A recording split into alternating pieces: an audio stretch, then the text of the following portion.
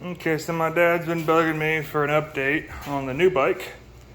I kind of got started already. I pulled the tank. It was severely rusted inside. Had some, not really severely rusted. It was mostly ethanol that had turned into tar, pretty much. So I poured in 4 gallons of high-strength vinegar, let it sit there for about a week, and dumped it out. And it got almost all of it. I'm gonna hopefully it gets that off, but we'll see. I just got done doing spark plugs. That was pretty easy. They're just basic plugs. But the weird thing is, I think it's kind of misleading, is it's a water-cooled bike, but they put these fake vented cylinder heads on it. They're just bolted on. I mean, it gives you the classic look, I guess, with modern reliability. I still got to go through, pull the carburetor. I'm gonna have to replace all these hoses. They're all dry rotted and cracked. I put a new battery in. Again, I don't know if it's a good battery, but it works just fine. It's one of these Chrome Powers. It tells you your voltage. It actually has a low voltage alarm that goes off and will beep at you. Just in case, whenever you're getting low, which is kind of cool. The other thing I got to do, last guy had some kind of cheesy knockoff Harley stuff on it, so I pulled it all off. Still got that on there. I'm gonna yank that off. Hopefully I don't mess up this panel. LCD is burned out, even with gauges on. You can't see anything. So it's about $200 for that LCD screen. Doesn't look that hard to do, but I don't have $200. I still got to pull this off, go through the switch, and find out why the blinker is staying on. It'll go away for a minute, and then it slowly creeps back.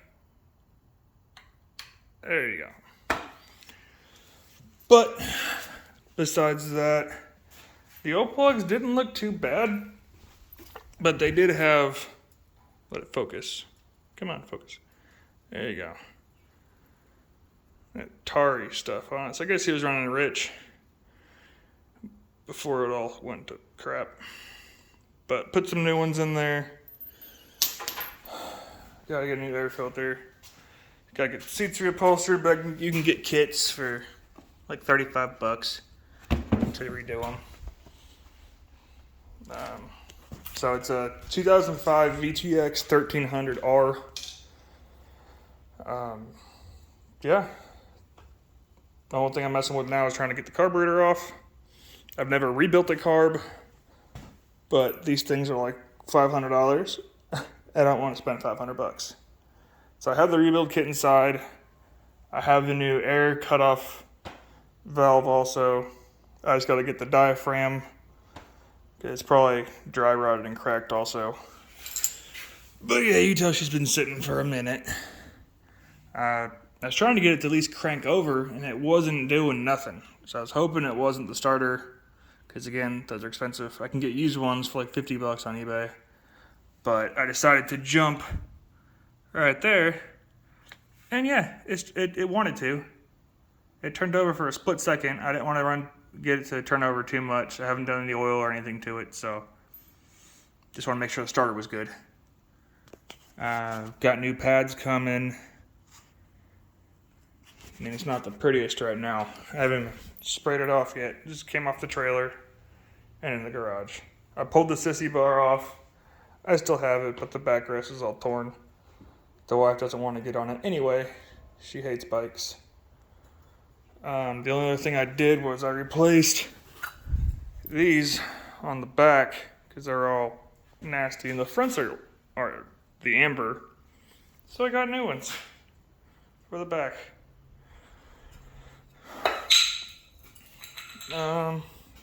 Yeah, sorry it's a mess. I haven't had time to get out here to fix it. It's been too freaking hot to work on anything. Still have all my parts for the Daytona. The guy I traded the Daytona to for this actually sold it to somebody else, and now he's selling it. Oh, poor little guy. A lizard climbed in my headlight and died. So yeah, I'll probably put it on Facebook. Oh, it's on Facebook right now, but I might throw it on eBay and see what I can get. I need to clean the tank out. It's a little dirty inside, but everything's there except for one little air scoop. So if anybody has a Daytona, make a good deal on all this stuff. Like $600. Unless I gotta ship it, then you'll pay the actual shipping. But I don't know how comfortable I feel with shipping this stuff, because it's gonna be a big box. And I hate for it to leave here all nice and packed up and get to you broken. So, but yeah, little things at a time. New tires, I looked at those.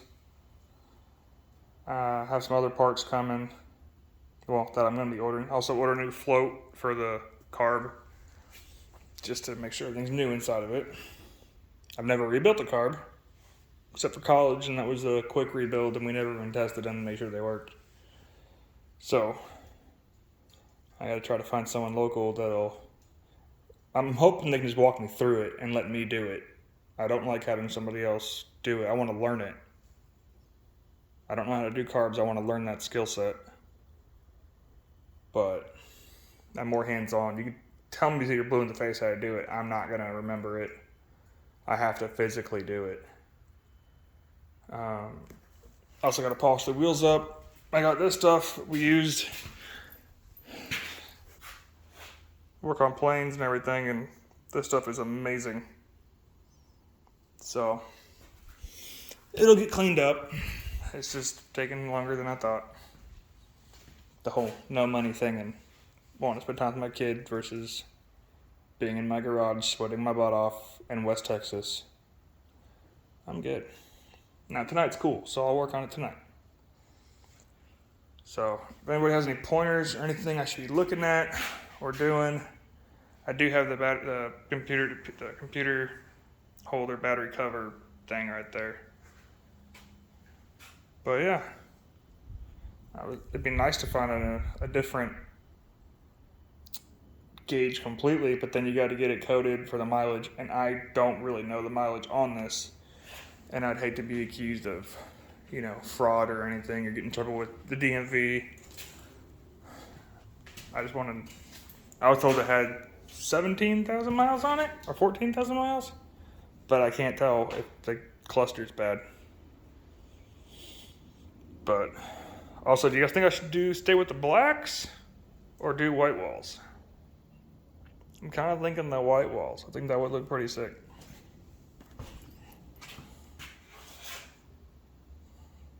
But yeah, there she is.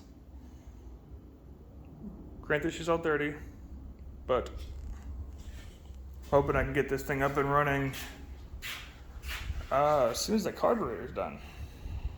So now I gotta find an old timer to help me out work on a carburetor. But yeah, that's my update.